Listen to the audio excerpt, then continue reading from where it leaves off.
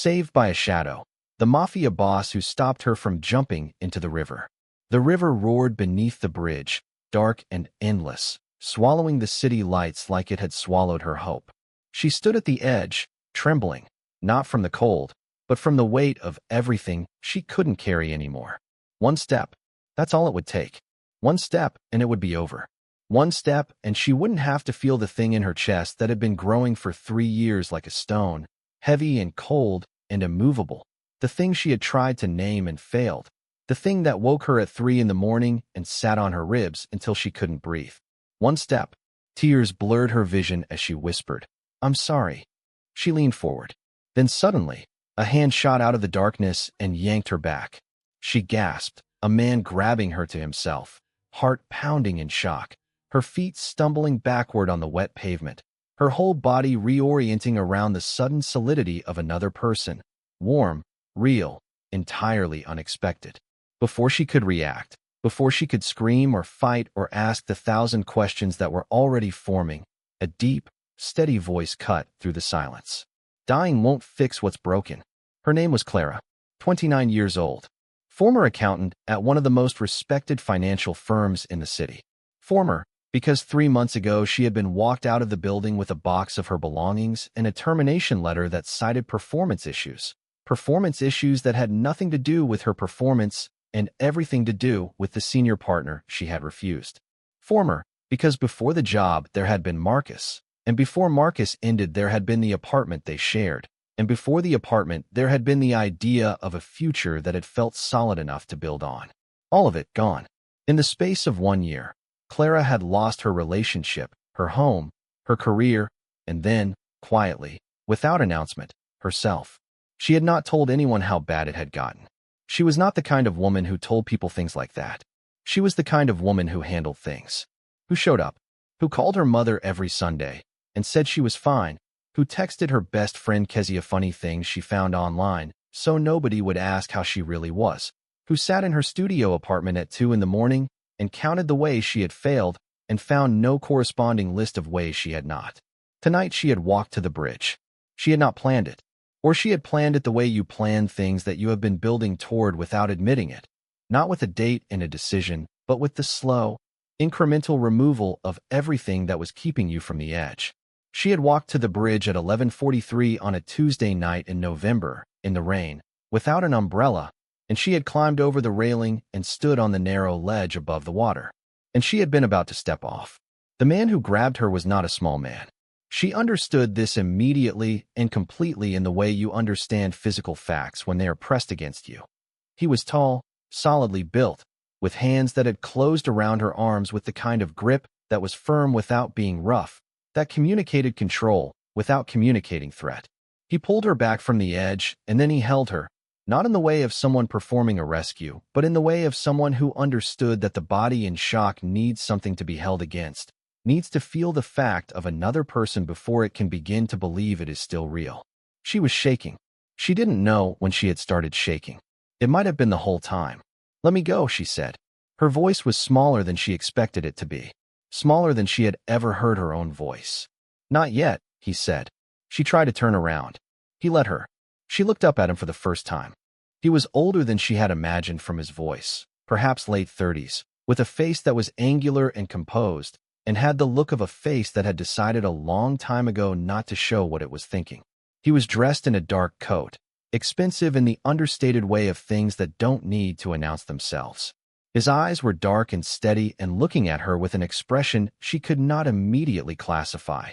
Not pity, which she had been bracing for. Not alarm, which she had half expected.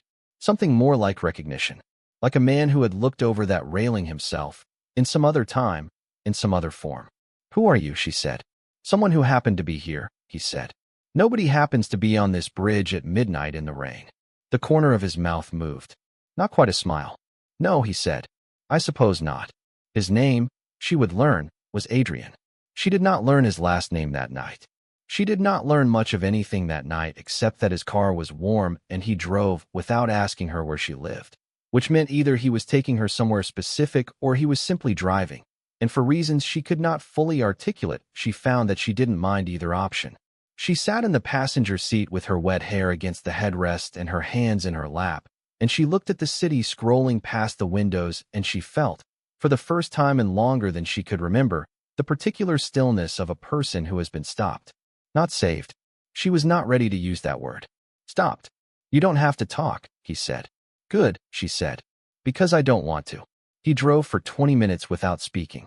The city moved around them, lit and late and indifferent in the way that cities are at midnight, going about the enormous, uncaring business of itself while the small human things happened in its margins. He pulled up in front of a diner on the east side. The kind of place that has been there since before you were born and will be there after. Red vinyl booths, a counter with spinning stools, a woman behind the cash register who looked at them both when they came in and then looked away because this was the kind of diner where you did not ask. He ordered coffee. He ordered it for both of them without asking, which she should have found presumptuous and somehow did not. She wrapped both hands around the mug when it came and looked at the surface of the coffee and said, "How did you know? That you were going to jump? That I was there at all?" He was quiet for a moment. "I go to that bridge sometimes," he said, "when I need to think. I saw you climb over the railing. And you just grabbed me." "Yes." "You didn't call anyone. You didn't call the police." "No." "Why not?" He looked at her steadily. "Because sometimes," he said, "what a person needs is not to be handed to someone in a uniform. Sometimes what a person needs is someone to sit with them, to be in it with them, without making it official." Clara looked at him. She thought, "This man is either the most dangerous thing that has happened to me or the most necessary." She thought, "I am not sure there is a difference." What Clara did not know, sitting in that red vinyl booth with her hands around a coffee mug and rain drying in her hair, was that the man across from her was not simply a man who happened to go to bridges when he needed to think. Adrian Voss was the head of the most powerful criminal organization operating in the city. He had run it for 7 years. He had inherited it at 31 from a father he did not grieve, and he had restructured it and expanded it and made it something that the people inside it feared and the people outside it had never heard of, which was the point. The Voss network moved money and information and occasionally people across 3 states and 4 countries, with the precision and discretion of an organization that had learned from the failures of every organization that had come before it.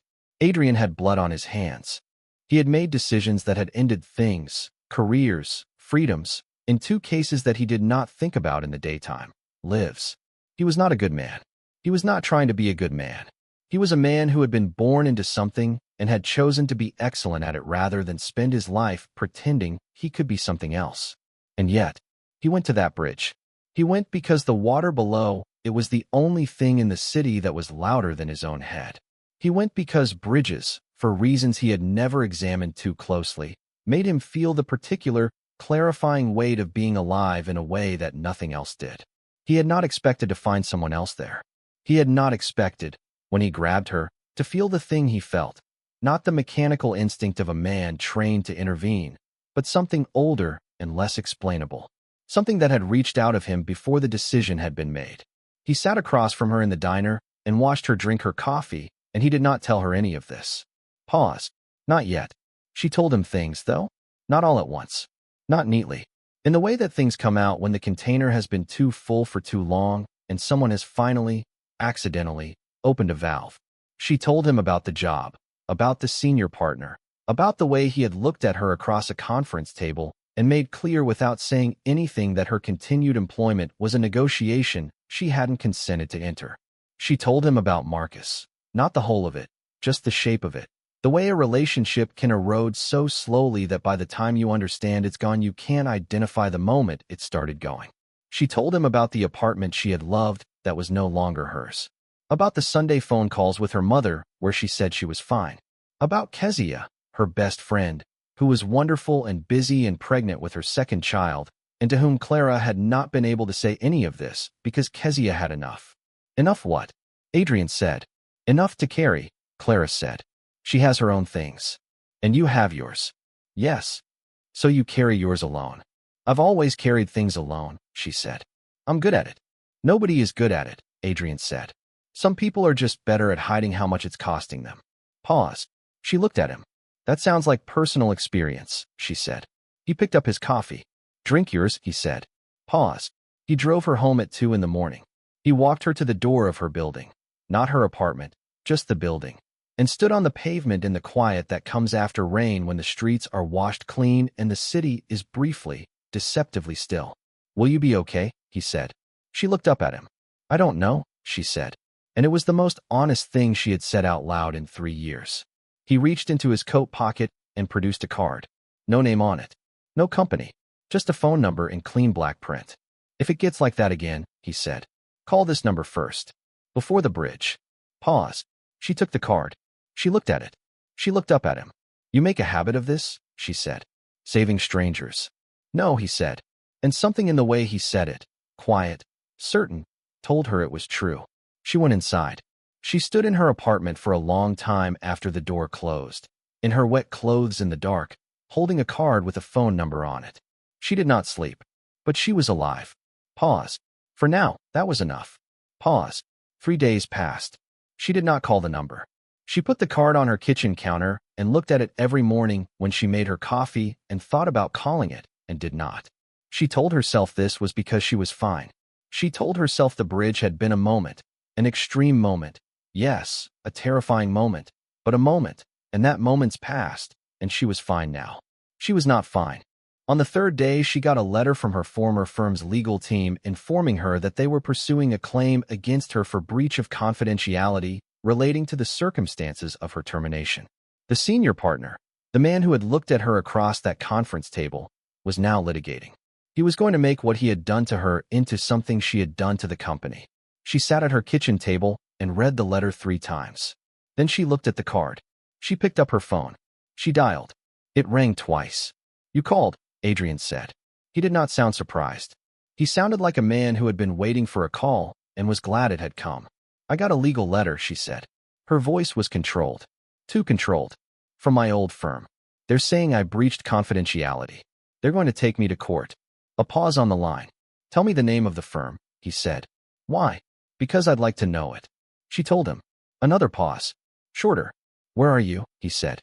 "My apartment." "Send me the address. I'll be there in 40 minutes. "You don't have to." "I know I don't have to," he said. "Send me the address." Pause. He arrived in 35 minutes. He read the letter standing at her kitchen counter without sitting down, without taking his coat off, with the focused attention of a man who reads things the way other people don't, looking not just at the words but at the space between them, at the shape of what the words were designed to accomplish. "They're trying to frighten you into silence," he said. "It's working," she said. "It shouldn't." He set the letter down. "This is a tactical document, not a legal one. They don't have a case. What they have is resources, and they're hoping you don't." "I don't," she said. "I have exactly no resources. I have been unemployed for 3 months, and I have a savings account that has 3 more months in it, if I'm very careful, and after that." She stopped. He was looking at her. "After that," she said, more quietly, "I don't know." Pause. "I know a lawyer," Adrian said. "She's the best employment attorney in the city. She will look at this letter, and she will find 12 things wrong with it in the first 5 minutes. I'll call her today. I can't pay. I'll cover it." Clara looked at him. "Why would you do that?" she said. He looked back at her steadily. "Because 3 days ago you were going to jump off a bridge," he said. "And I'm not interested in watching that happen because a man in a suit decided to make your life harder than it already is." Pause. She opened her mouth. She closed it. She looked at the letter on her kitchen counter and then at the man standing beside it, and she thought, "I do not know who you are. I do not know why you go to bridges in the rain. I do not know what is behind those steady dark eyes and that expensive coat and the way you read a legal letter like you've read 1,000 of them and found them all wanting." She thought, "But you came. And I called, and you came." "Thank you," she said. And the word felt enormous. Pause. The lawyer's name was Priya. She was small and precise and had a way of looking at a document that made the document seem slightly afraid of her.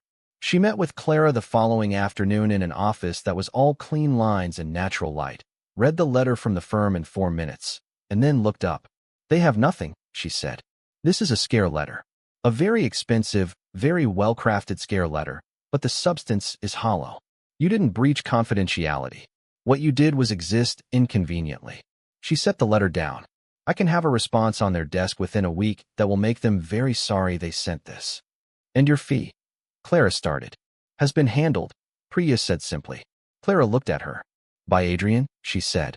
I'm not in a position to confirm that, Priya said, which was the most confirmation possible. She texted Adrian that evening. Priya was extraordinary. Thank you. His reply came in 2 minutes. Good. Don't thank me yet. Let her do her work. Then, after a pause, how are you? She stared at the message for a moment. 2 words. And yet they sat differently than 2 words normally sat. They sat like a question that actually wanted an answer. She typed, better than 3 days ago. He replied, that's a start. Then, are you eating? She looked at her kitchen, at the mostly empty refrigerator she had been ignoring for a week. She typed, define eating. Pause. He showed up at her door 40 minutes later with food from a restaurant she had never been to.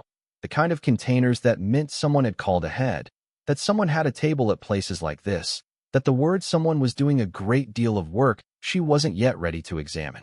They ate at her kitchen table. He told her, not much, not specifics, but more than nothing, that he ran a business, that the business was complex and required a great deal of discretion, that he was not going to tell her more than that right now, and he hoped she was okay with that. That sounds like a way of saying something without saying it, she said. It is, he said, and I'm telling you that specifically so you know I know what it sounds like. She looked at him across the takeout containers. Are you dangerous? She said. The question landed in the room and sat there between them, honest and direct. He looked at her for a long moment. To you, he said. No, that's not the same as not being dangerous. No, he said. It's not. Pause. She thought about that. She thought about the card with the phone number, about the lawyer who had been paid before the meeting, about the way he had read that legal letter, not like a man encountering the levers of power for the first time, but like a man who understood exactly how they worked because he had used them himself. She thought, I should be more afraid of this than I am. She thought, I was standing on a bridge 3 days ago. Fear, right now, was a relative concept. Pause. 2 weeks passed. In those 2 weeks, Priya sent a response to the firm's legal team that apparently caused a great deal of internal alarm. Clara knew this because Priya called her on a Thursday morning with the measured satisfaction of a woman who has just won a hand she was always going to win. The firm had withdrawn the claim. There would be no court case. The senior partner, Priya informed her with precise, careful words, was facing an internal HR investigation. Clara sat in her apartment on a Thursday morning and cried. Not the desperate, hopeless crying of the bridge. Different crying. The kind that comes when something that has been pressing against you lifts. She called Adrian. It's done, she said. They dropped it. I know, he said. She paused. How do you know? A beat. Priya keeps me informed, he said. She said she couldn't confirm. She can't. I can. Pause. Adrian, she said. What exactly did Priya say to them? A longer pause this time. She made them understand, he said carefully, that pursuing this particular case against this particular person would draw attention to the circumstances of your termination that they would find very uncomfortable. That sounds like leverage, Clara said. It sounds like the truth. It sounds like more than the truth. The silence on the line was not empty. It was full of the thing he was not saying, the shape of which she was beginning to be able to see even if she couldn't yet name it. Are you going to tell me who you really are? She said. Yes, he said, but not on the phone. Come to dinner tonight. I'll tell you everything. Pause. The restaurant was the kind of place that didn't have a name on the door and required a reservation she couldn't have made herself. It was on the 14th floor of a building in the financial district, entirely private, with a single long table and a view of the city that made you feel like you were looking at it from outside time. He was already there when she arrived, standing at the window with a glass of something amber, looking at the city with the expression he always had when he looked at things he was used to. Not wonder exactly, but a deep, practiced familiarity. He turned when she came in. Sit down, he said. Please. She sat. He sat across from her. And then, for the next 40 minutes, Adrian Voss told her the truth. Not all of it. She understood, even as he was speaking, that there were layers beneath what he was giving her, that the truth of a man like this was not a single document, but an archive, and that he was showing her the executive summary. But what he showed her was enough. More than enough. He told her about the network, about what it did and how it operated and the scope of it. He told her about his father, tersely, with the particular economy of someone who has condensed a great deal of pain into very few words. He told her about the decisions he had made and what some of them had cost. He did not soften it. He did not present it with justification or ask for understanding. He gave it to her plainly, the way he had said he hoped she was okay with not knowing everything. With the specific directness of a man who has decided, for whatever reason, that he is done pretending with this particular person.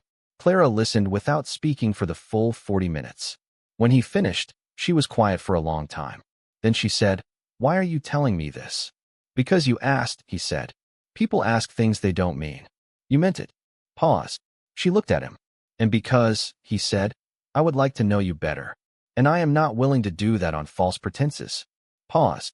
Clara looked at the city outside the window, at the lights of it, the enormous, ordinary, beautiful, dangerous life of it, spreading out in every direction as far as she could see. She thought about the bridge. She thought about the hand that came out of the dark. She thought, "This man has blood on his hands, and he sat in a diner with me at midnight and made sure I ate something 3 days after I almost didn't exist anymore." She thought, "The world is not simple." She thought, "I am still here." Pause. "I need time," she said, "to think about what you've told me." "Take it," he said. "You're not going to tell me what to decide." "No. Most men would." "I'm aware," he said. Pause. She went home. She lay awake until 4 in the morning thinking about what she knew and what she didn't, and what the difference was. She thought about the diner, the coffee, the food he'd brought to her kitchen, the way he'd read the legal letter, the way he'd said to you, "No," not as reassurance, but as precision, as the most honest answer to an honest question. She was not naive. She understood what she had been told. She understood the weight of it, the implications of it, the way proximity to a man like Adrian Voss was not a neutral thing. She was also still alive. Soft. Because of him. In the morning she texted him, "I'd like to see you again." His reply, "I was hoping you'd say that." Pause. Normal pace. The weeks that followed were the strangest of Clara's life, and she would not have predicted this, would not have been able to explain it to anyone who asked, among the most alive. She saw Adrian 3 times a week. Sometimes dinner. Sometimes just coffee, the way they had started, in places that were sometimes the expensive restaurant on the 14th floor, and sometimes a diner that reminded her of the first one. They talked. He asked her questions and listened to the answers. He told her things, not always about the network, not always the dark things, but things. His opinions, his history, the way he thought about problems, the way he had gotten through the years under his father, which he told her piece by piece like a man disassembling something he has been carrying for a long time. She told him things too, things she had not told anyone. The full story of Marcus. Not just the shape of it, but the interior, the specific grief of loving someone who was slowly, invisibly, making you smaller. The specific shame of the senior partner and what it had felt like to walk out of that building with her box. The Sunday phone calls with her mother. The texts to Kezia. The performance of Fine. He listened to all of it without flinching and without fixing. That was the thing she had not expected. That a man who operated in the way he operated, decisively, with the unilateral authority of someone who had spent years making things happen, would sit across from her and simply receive what she was saying without converting it immediately into something actionable. He didn't tell her what to do. He didn't offer solutions unless she asked. He just listened. She had not known how much she needed that until she had it. Pause. She also found a new job. Not through him. She was clear about this, internally, in the way that things you are clear about internally are the ones you need to be most careful of. She found it herself, through an application, through 2 interviews, through the particular satisfaction of being told you've got it because they want you and not because someone made a call. She told Adrian on the phone the afternoon it was confirmed. "I got the job," she said. A pause. Then, "Tell me." She told him. The firm. The role. The starting date. And as she talked she could hear in his voice. Not in the words. He was not a man who put things in words if he could help it, but in the quality of his listening, in the particular attention of it, something that she had been circling for weeks without landing on. He was proud of her. Pause. She started the job. She called her mother on Sunday and did not say she was fine. She said she was having a complicated time, but things were getting better and she would tell her more soon. Her mother, who was a woman who had been waiting for her daughter to say something real for a long time, did not press. She just said, "I love you. Call me when you're ready." She texted Kezia a real thing. Not a funny link. A real thing. She said, I've been struggling. I should have told you sooner. Can we talk? And Kezia, who was wonderful and busy and pregnant with her second child, replied within 60 seconds. I'm calling you right now, and you're going to tell me everything. Pause. Life, tentatively, carefully, was reassembling itself. And then the thing happened that she should have seen coming and hadn't. Pause. It was a Tuesday evening, 6 weeks after the bridge, and she was at Adrian's apartment for the first time. He had invited her, carefully, without pressure, the way he did everything that involved her choices, and she had come, and the apartment was exactly what she might have expected and nothing like what she'd imagined. It was on the top floor of a building in the center of the city, large and sparse in the way of spaces that are occupied by people who don't accumulate things, with walls of glass on two sides that looked out over the city in both directions. It was beautiful, and it was cold, and it was unmistakably the home of a man who had never quite learned to let anything settle. He made dinner himself. She had not expected this. She had expected to be told dinner was being handled, had expected the same seamless, prearranged quality of everything else he organized. Instead, he cooked pasta with the focused, unhurried attention he brought to everything. She sat on the kitchen counter and watched him, and they talked about nothing important, and it was, she realized, the most comfortable she had felt in a space in years. After dinner, they sat on the floor of the living room against the sofa with the city blazing below them, and he told her, for the first time without being asked, about the two cases he did not think about in the daytime. He did not give her details. He gave her the weight of it, the specific, particular weight of having made a decision that ended something irreversible, and the way that weight lived in a person not as guilt exactly, but as a kind of gravity, a constant pull toward the ground that you learn to move with rather than against. She listened. When he finished, she was quiet for a while. Then she said, "Do you ever think about walking away from it?" Pause. He was very still. "Yes," he said. "What stops you?" "It's not something you walk away from cleanly," he said. "It's not a job you resign from. There are people inside it whose safety is connected to my presence in it. If I disappear, things happen that I cannot allow to happen." He paused. "And there are people outside it who would take the removal of my oversight as an invitation." "So you're trapped," she said. "I prefer responsible," he said. She looked at him. "That's a very lonely way to live," she said. He looked back at her. "Yes," he said. Pause. She reached over and took his hand. Not as a gesture, not as a performance of sympathy. Just took his hand, the way you take the hand of someone who has said something true and for whom the truth is costing them something, and held it. He looked at their hands. He did not pull away. Pause. What neither of them knew, in that moment on the floor of his apartment with the city blazing below them, was that 2 floors down in the same building, in an underground parking structure accessed by a side entrance, 3 men in dark coats had arrived 20 minutes ago. They were not there for the building. They were there for Adrian. Pause. His phone rang at 9:47. He looked at the screen. Something changed in his face, not fear exactly. The specific alertness of a man whose body recognizes a signal before his mind has finished processing it. He picked up. "Yes," he said. She watched his face as he listened. Watched it move through something she couldn't read. Not panic. He didn't do panic, but a controlled, rapid recalibration. His eyes went to the windows. To the door. Back to her. He said, "How many?" A pause. "Time." Another pause.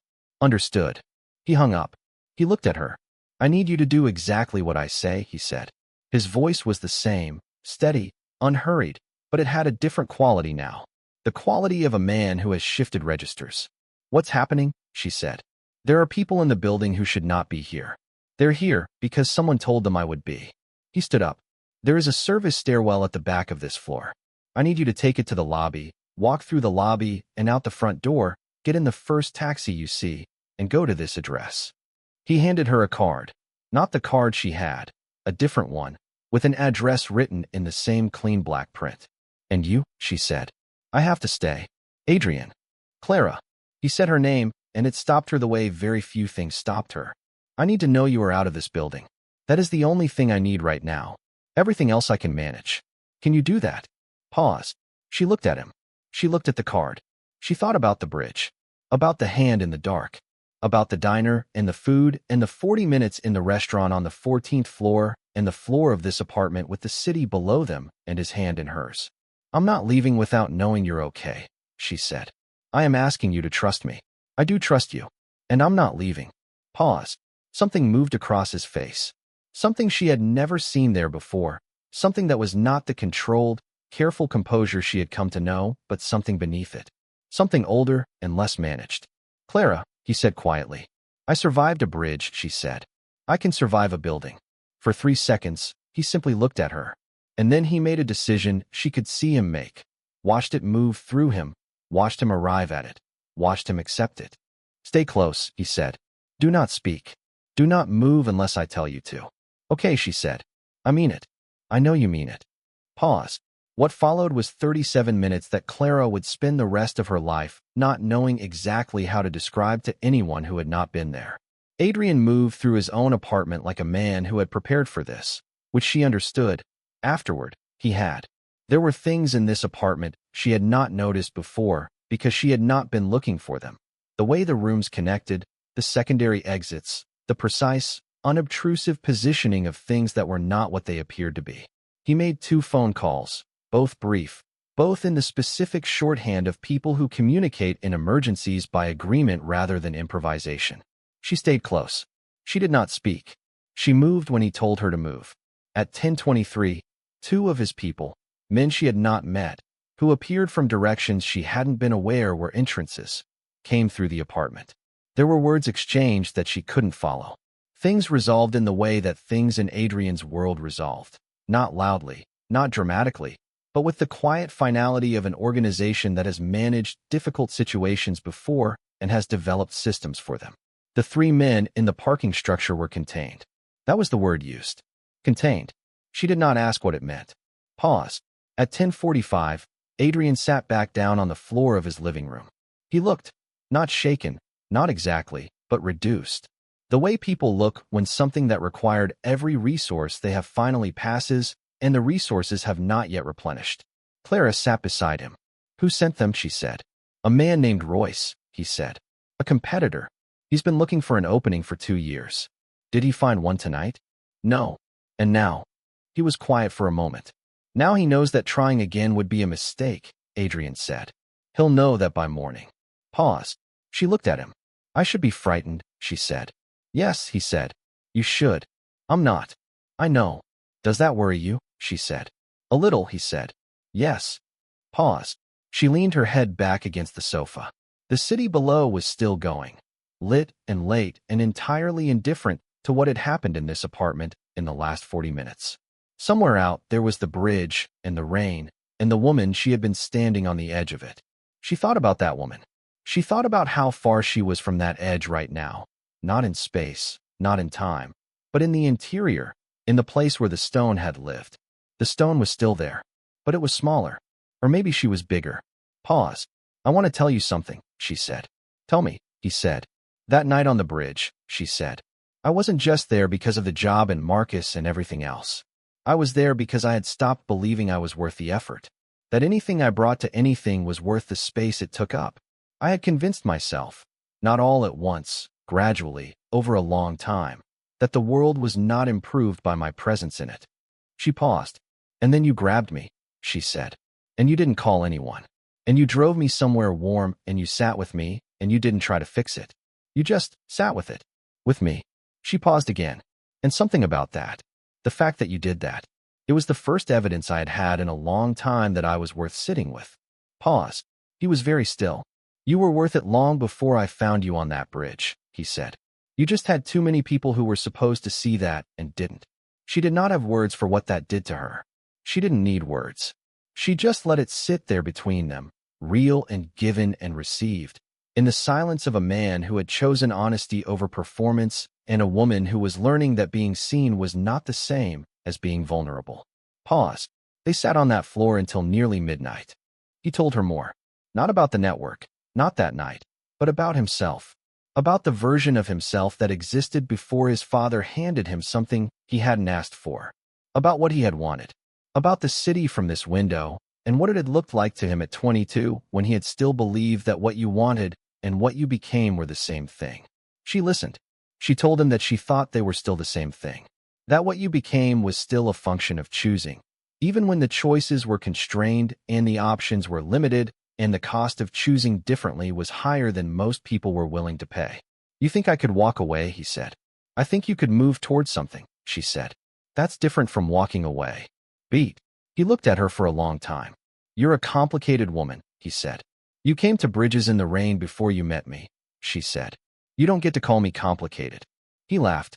It was the first time she had heard him laugh, really laugh. Not the small, controlled movement at the corner of his mouth, but actual laughter, genuine and briefly unguarded. It changed his face completely, made him look younger, made him look like the person he might have been in a different version of the story. She thought, "I want to make him do that again." Pause. She went home at midnight. In the taxi, she looked at the city through the window and felt the specific, fragile quality of something beginning. Not built yet, not solid, but present. Real. The first green thing in a long winter. Her phone buzzed. "Adrian, get home safe." She smiled. She typed, "I will. Thank you for tonight." A pause. Then, "Thank you for staying." Pause. She looked out the taxi window. The bridge was visible from this part of the city. She could see it in the distance, lit in amber, arching over the dark water. She looked at it for a moment. The roaring river. The city lights reflected in the water below. She looked at it and felt, for the first time, like it was just a bridge. Just a bridge. Pause. If you are still with us, and we are so glad you are, take a moment right now to like this video and subscribe to the channel. Drop a comment below telling us what you think happens next, because what's coming is not what any of us saw coming. Pause. 4 days later, Clara arrived at her new office at 8:45 in the morning for her third week of work. She was early. She was always early. She took the elevator to the 6th floor, swiped her card at the security door, walked down the corridor to her desk, and sat down. She opened her laptop. She checked her emails. And then she stopped. The third email in her inbox was from an address she didn't recognize. No subject line. No name in the sender field. Just a string of numbers where the sender's name should have been. She opened it. There was no text in the body. Just an attachment. A PDF. She opened the attachment. It was a photograph. High resolution. Taken from what appeared to be a surveillance camera. The image showed a parking structure. Underground, low lighting, the kind of image that security cameras produce at night. She looked at the image. She recognized the parking structure. It was in Adrian's building. The photograph showed 3 men in dark coats. The 3 men from 4 nights ago. The men who had been contained. But the photograph also showed something else. Standing at the edge of the frame, close enough to the 3 men to be in conversation with them, angled slightly away from the camera in a way that suggested awareness of its position, was a 4th figure. She looked at the 4th figure. She looked at the coat. She looked at the build. She looked at the lean face, partially turned away. Pause. Her hands went very still on the keyboard. Because the 4th figure in the photograph, the person standing with the 3 men who had come to harm Adrian, at a time and in a location that meant they could only be there if someone had told them, was someone she recognized. Slow. Unbearable. It was Quan, Adrian's most trusted lieutenant. The man who had been on the phone during the crisis that night. The man who had appeared with the others and helped contain the situation. The man Adrian trusted above everyone else in his organization. Long pause. The timestamp on the photograph was 40 minutes before the phone call. 40 minutes before Adrian had been warned. Beat. Which meant Quan had not stopped the attack. Slow. Quan had started it. And then Quan had called it off. Not because it had been resolved, but because something had changed. Something had made him pull back. Pause. Clara stared at the screen. Her phone was on her desk. Adrian's number was in it. She looked at her phone. She looked at the photograph. She thought, if I call him, and Quan is with him, Quan will know I know. And I do not know what a man like Quan does when someone knows something he needs them not to know. She thought, if I don't call him, and Quan tries again. Sharp. She picked up her phone. Her hands were steady. Her pulse was not. She opened the thread with Adrian. She stared at the last message. Thank you for staying. Pause. She began to type. Long pause. Slow. Final approach. And then her phone rang. Not Adrian's number. Not a number she recognized. A number she had never seen before. She answered. Beat. A voice she did not know. Quiet. Male.